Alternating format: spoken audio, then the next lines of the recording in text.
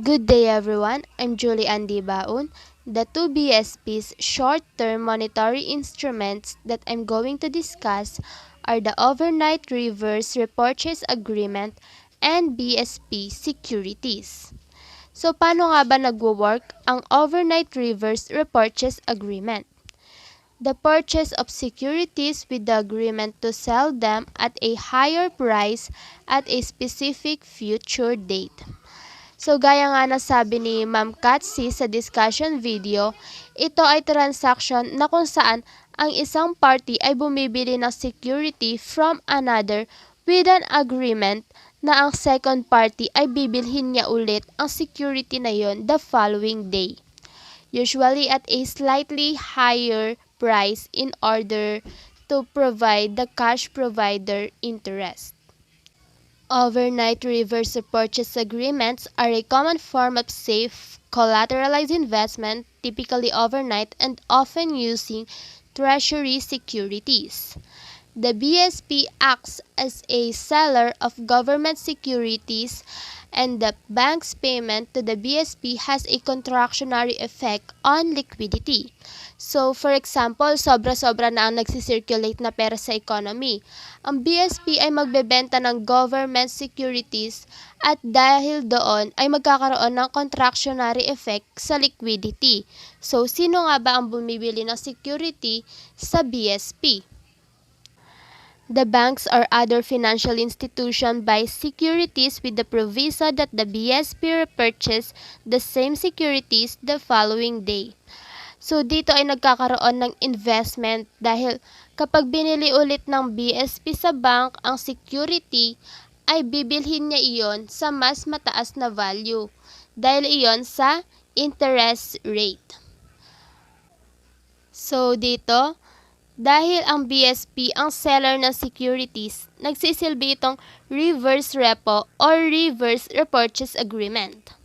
On the other hand, dahil ang banks or other financial institution ang buyer ng securities, ito ang nagsisilbing overnight repurchase agreement.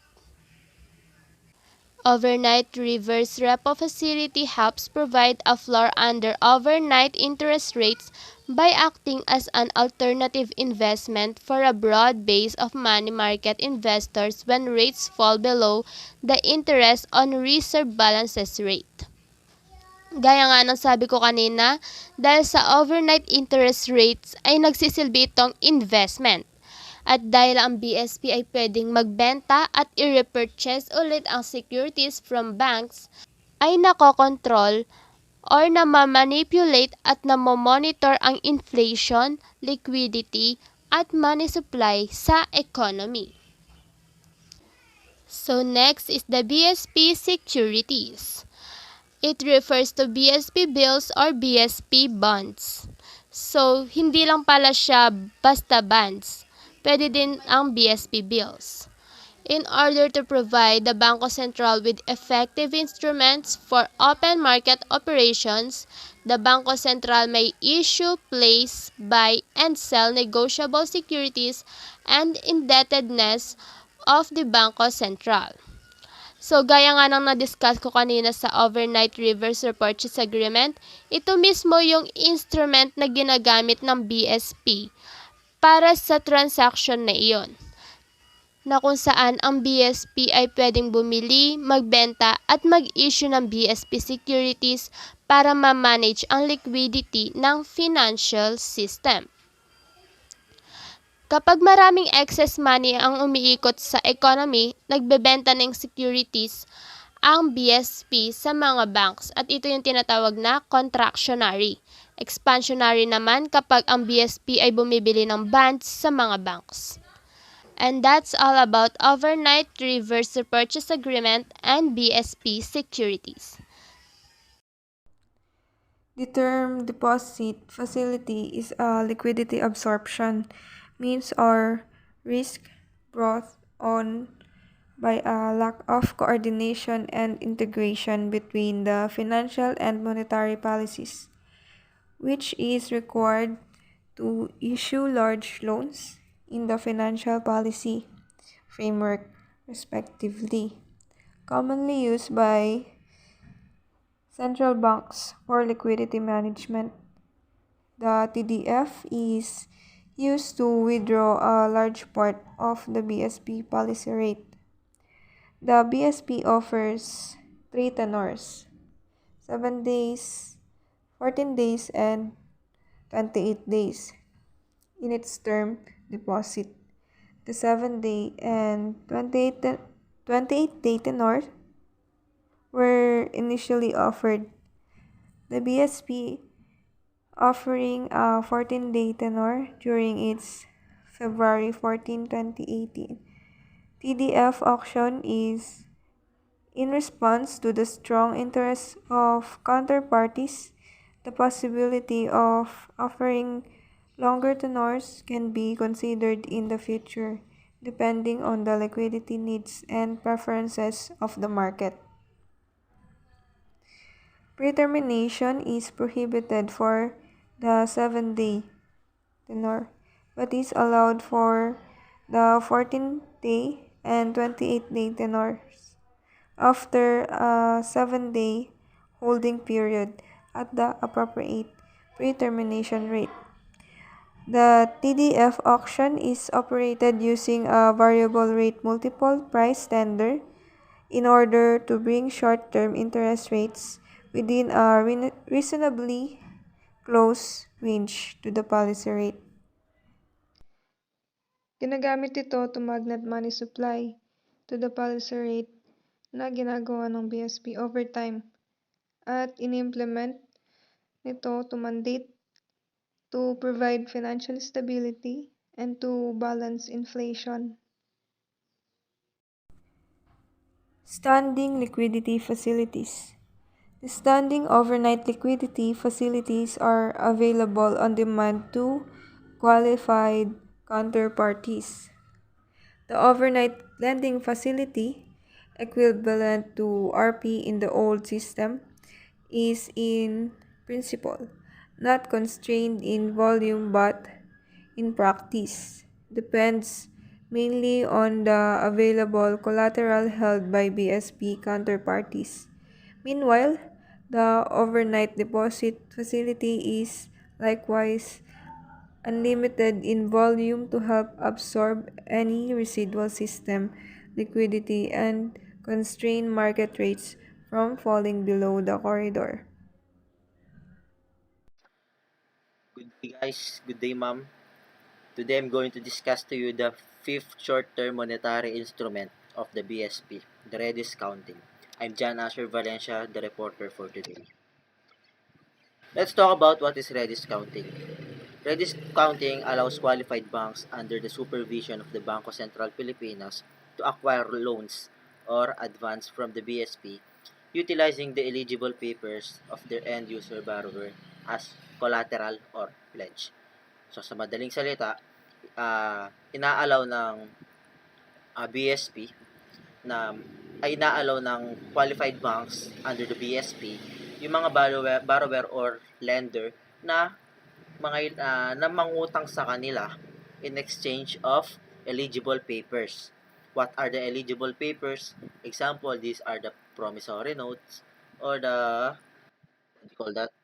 Uh, the bills of exchange na ipapas nila or the promise na babayaran nila yung kiniram nila in the specific period of time.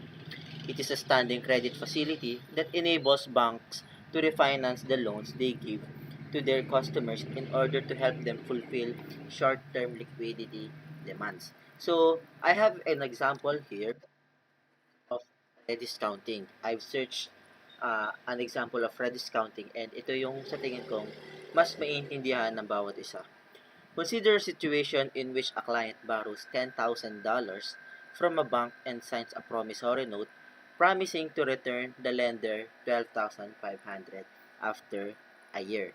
So, kung nakikita nyo, merong promissory note na nagbi-middleman sa uh, transactions. So, these promissory notes are the execute credit instrument na kailangan ipas ng borrower for the qualified banks under the Bangko Sentral ng Pilipinas para makahiram siya ng perang hinihingi niya. So, as the situation said, na sinabi ng client na babalik niya yung uh, hiniram niya with additional 2,500 after a years. So, after that year, yung 10,000 na hiniram ng borrower ay ibabalik niya sa bangko ng 12,500.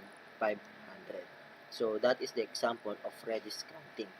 So, how rediscounting works? The end-user borrowers that carry out credit instruments or the promissory notes or the bill of exchange in the bank's favor are given loans by banks by endorsing the credit instruments of its EUBs in favor of the BSP. The bank rediscounts those instruments, just like on the situation I've discussed a while ago. And then the BSP gives the bank money equal to a portion to the face value or outstanding balance of the credit instrument issued by the EUB. So that is my report for today.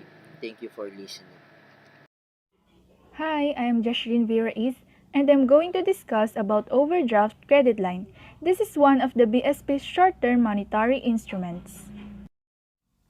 Before I discuss about overdraft credit line, let me share what is overdraft. Basically, an overdraft means that the bank allows customer to borrow a set amount of money. There is interest on the loan and there is typically a fee per overdraft. It is an extension of credit from a financial institution to its customer when they execute a transaction for which the account holder has insufficient funds. The question is, bakit nagkakaroon ng overdraft?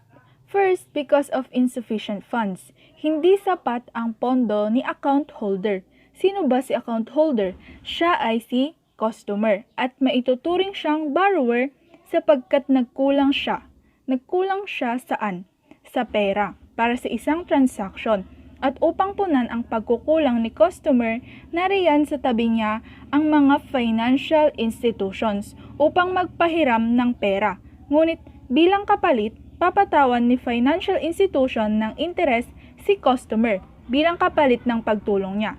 Tandaan, walang nagpapahiram ng walang interest, maliban na lang kung kapamilya mo ito o kamag-anak. Now let's proceed to overdraft credit line.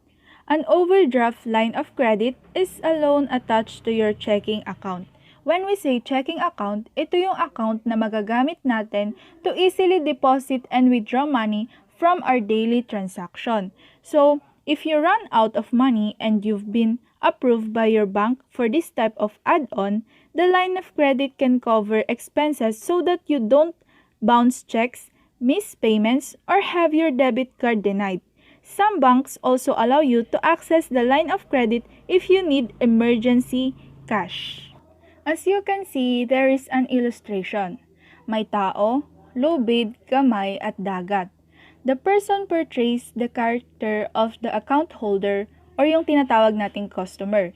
Yung lubid, it shows the transaction na kailangan masettle, such as financial obligations or expenses. Then, the hand, it represents the financial institution na handang sumalo sa'yo in times of financial crisis. Now, how about yung dagat? Yung dagat naman, it represents pagkalunod sa mga utang kapag hindi ka nakabayad because of having insufficient funds. From the illustration, ipinapakita dito na mahirap i-balance ni customer ang pera because of expenses. Kasi ang prices ng mga goods and services ay nagbabago. Kaya nagkakaroon ng insufficient funds. Yes, may funds siya pero hindi sapat.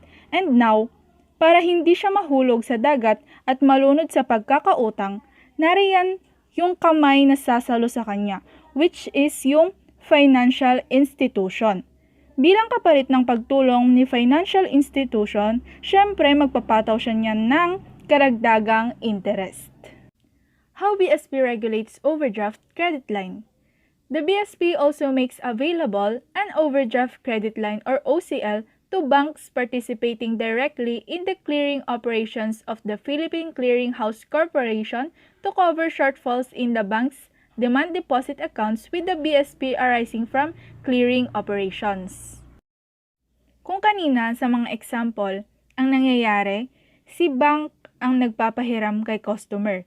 But now, it is the bank who needs overdraft credit line. And sino ang nagpapahiram? It is the BSP or Bangko Sentral ng Pilipinas. When we say clearing operations, it is the process of settling transactions between banks. It is important because it ensures that entities or parties engaged in financial transactions are protected, receive their due amount, and the transaction goes smoothly. The BSP imposes a ceiling on the amount of overdraft a bank may incur due to failure to cover clearing losses through interbank borrowings and or repurchase agreements with BSP. When we say ceiling, it is the maximum permitted level in a financial transaction such as interest rates, loan balances, amortization, and purchase prices. The ceiling is defined as the sum of clean OCL equivalent to 15% of the bank's rediscounting line with BSP and the collateralized OCL that will be extended by the BSP, and the mechanics of OCL are governed by Section 802 and Appendix 25 of the Manual of Regulations for Banks, or pwede rin nating tawaging MORB para mas madali nating maalala. So ano nga ba itong MORB na ito? It is the primary source of regulation, governing entities supervised by the BSP. It provides the rules and policy issuances that implement the broader provisions of Republic Act No. 8791, also known as the General Banking Law of 2000. Kung babasahin natin ito, napakahaba talaga. Pero malaki yung ginagampanan nito dahil it serves as a guidance for banks as well as for customers. That's all. Thank you for listening. Hello, my name is John Galeb, and this is the emergency loan. First is, what is an emergency loan? So, the emergency loan or advance to banking institutions is governed by the provisions of sections 84 to 88 of Republic Act number 7653, otherwise known as the Central Bank Act. An emergency loan or advance is a credit facility that is intended to assist a bank experiencing serious liquidity problems arising from causes not attributable to or beyond the control of the bank management. Okay, so emergency loan is basically a banking institution to assist a bank experiencing serious liquidity. Okay, so next is when an emergency loan or advance may be availed of. So, kailan natin to pwedeng ma-avail? So, first is in periods of national and or local emergency or of imminent financial panic which directly threaten monetary and banking stability. Situations involving bank runs, massive movements by depositors of their funds from certain banks to other banks, bank holidays, and voluntary cessation of business, or when there are movements which endanger the economy, or when the international stability of the peso is threatened, or when there is an exchange crisis. And then second is during normal periods for the purpose of assisting a bank in a precarious financial condition or under serious financial pressures brought about by unforeseen events or events which, though foreseeable, cannot be prevented by the bank concerned. Okay, so next is the acceptable collaterals. These are the acceptable collaterals for emergency loan because basically sa paglo-loan is there is always a collateral. Okay, so first is the government securities. Government securities based on the current market value of the securities. Okay, so it also depends on the government security values. Second is the unencumbered real estate properties in the name of the bank. So here we have the initial rate based on the appraised value AV of the land and insured improvements. Second is the final rate, which is based on the AV of the land and insured improvements determined by a licensed and independent appraiser acceptable to the Bangko Sentral in accordance with Bangko Central's terms of reference. Then third is the holdouts on foreign currency deposits with the Bangko Central based on current market value. Then the fourth one is the mortgage credits with remaining maturities of not more than 360 days. Okay, so it's a 1 year basically, and its initial rate is based on the AV, okay, the appraised value of the property securing the loan evidence by negotiable instruments or the outstanding balance of such loan, whichever is lower. And then second is the final rate, which is based on the AV of the property securing the loan evidence by negotiable instruments as determined by a licensed and independent appraiser acceptable to the Bangko Sentral in accordance with Bangko Central's term of reference or the outstanding balance of such loans, whichever is lower. And then fifth, the last one is the commercial papers. Okay. So, yun lang po. Thank you for listening and have a nice day.